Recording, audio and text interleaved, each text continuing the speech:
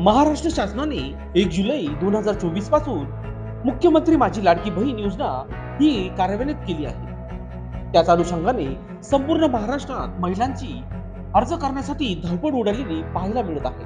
परंतु ग्रामीण भागात या योजनेसंदर्भात अजून परिपूर्ण माहिती नसल्यामुळे अर्ज कसा करणार, किती असणार शासकीय फी, कसे असणार निकष, काय कागदपत्र लागणार, फॉर्म भरण्यासाठी शेवटची तारीख काय असणार, या संदर्भात ग्रामीण भागातील नागरिकांमध्ये काही ठिकाणी संभ्रम पाहायला मिळत आहे। परंतु कळवण तहसील कार्यालयाकडून ही योजना तळागाळातील सर्व लाभार्थ्यांपर्यंत व खेड्यापर्यंत पोहोचवण्यासाठी नवीन शासन निर्णयानुसार तयारी पूर्ण केली आहे। कळवणचे तहसीलदार रोहिदास वारुळे यांनी लोकशास्त्राविषयी बोलताना महत्त्वपूर्ण माहिती देत नागरिकांपर्यंत माहिती पोहोचवण्याचे आवाहन केले आहे। त्यांनी बोलताना सांगितले, तालुक्यातील सर्व पोलीस पाटलांना, सोशल मीडियाच्या ग्रुपवर, सर्व सेतू केंद्रांना नवीन शासन निर्णयानुसार माहिती देण्यात आली आहे। म्हणून नागरिकांनी शासनाने दिलेल्या माहितीनुसार दिलेली फक्त 5 कागदपत्रे आणि सेतू केंद्रांना लागणारी शासकीय फी यांच्या व्यतिरिक्त कोणत्याही दलालांना व भूलथापांना बळी न पडता योजनेचा लाभ घ्यावा, असे आवाहन त्यांनी लोकशास्त्राविषयी बोलताना केले आहे। बघूयात सविस्तर काय बोलले तहसीलदार रोहिदास वारुळे।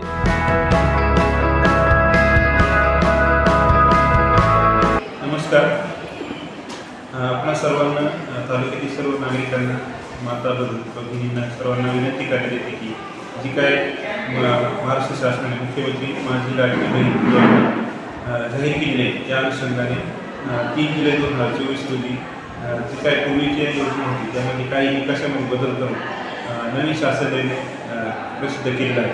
त्या शासन निर्णयामध्ये जे काही बदल झाले त्या अनुषंगाने मी माहिती देणार आहे। त्यात पहिला मुद्दा जो आहे, जो अर्ज दाखल करण्याची मुदत होती 1 जुलै ते 15 जुलै होती, तर ती आता वाढलेली असून आता जी काही नवीन सर्व लाभार्थी यांना 31 ऑगस्ट 2024 पर्यंत सुद्धा अर्ज करता येणार आहे। तर या योजनेमध्ये जे काय महिला वर्ग आहे यांना प्रति माह 1500 रुपये आर्थिक लाभ देण्यात येणार आहे। तर या योजनेमध्ये पूर्वीच्या जो शासन निर्णय आला त्यामध्ये आदिवासी प्रमाणपत्र आणि उत्पन्नाचा दाखला ह्या दोन्ही अटी म्हणजे लागू केलेले होते। परंतु आता जो शासन निर्णय आला आहे त्यामध्ये आदिवासी प्रमाणपत्र जे आहे त्याची आवश्यकता नाही, कारण रेशन 15 वर्षापूर्वीचे रेशन कार्ड, मतदान ओळखपत्र, शाळा सोडण्याचा दाखला किंवा जन्म दाखला यापैकी कोणताही एक पुरावा ते अर्जदार त्या अर्जाबरोबर सादर करू शकतील। त्यानंतर या योजनेमध्ये पूर्वी 5 एकर शेतीबाबतची अट टाकलेली होती, ती अट आता रद्द केली आहे। आता शेतीबाबत क्षेत्राबाबत कुठलीही मर्यादा ठेवलेली नाही। त्यानंतर एक वयाची अट जी होती पूर्वी 21 वर्ष ते 60 वर्षापर्यंतच त्या जे काही महिला आहेत त्या अर्ज करू शकत होत्या, परंतु आता 21 पासून ते 65 वयापर्यंत सर्व जे काही महिला आहेत त्या अर्ज करू शकतील। त्यानंतर परराज्यात जन्मलेली एखादी महिला असेल तर तिचं जर भारतीय पुरुषाशी लग्न झालेलं असेल तर त्या पुरुषाचा एक जन्म दाखला किंवा शाळा सोडण्याचा दाखला किंवा त्याचं आदिवासी प्रमाणपत्र हे जोडून यापैकी एक कोणतेही कागदपत्र जोडून सदर महिला पण या योजनेसाठी अर्ज करू शकते। त्यानंतर उत्पन्नाच्या दाखल्यावरती जे काय पूर्वीच्या शासन निर्णयामध्ये 2.5 लाखापर्यंत उत्पन्न असेल तर उत्पन्न दाखला आवश्यक होता, परंतु आता या शासन निर्णयाप्रमाणे सदर उत्पन्नाच्या दाखल्याची आवश्यकता नाही आहे।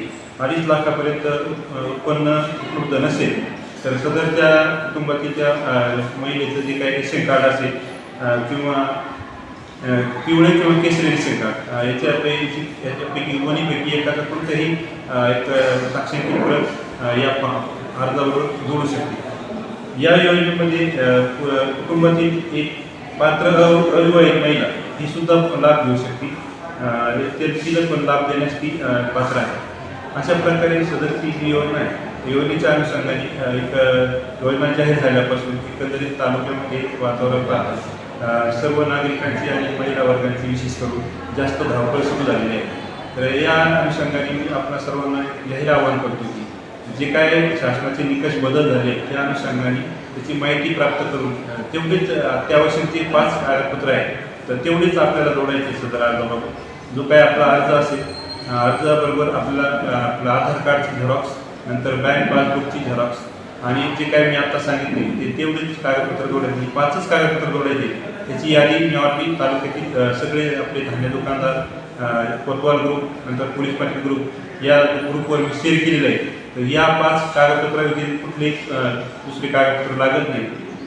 तसेच जे काय जिल्हा स्तरावरून जे काय आपल्या तक्रारी प्राप्त होत आहेत बऱ्याचशा ज्या लाभार्थ्यांच्या फसवणुकीबाबत, विशेष करून जे काही मध्यस्थी लोक आहेत किंवा दलाल आहेत यांच्यामार्फत बऱ्याचशा लाभार्थ्यांकडून अनावश्यकरित्या पैशाची मागणी केली जाते.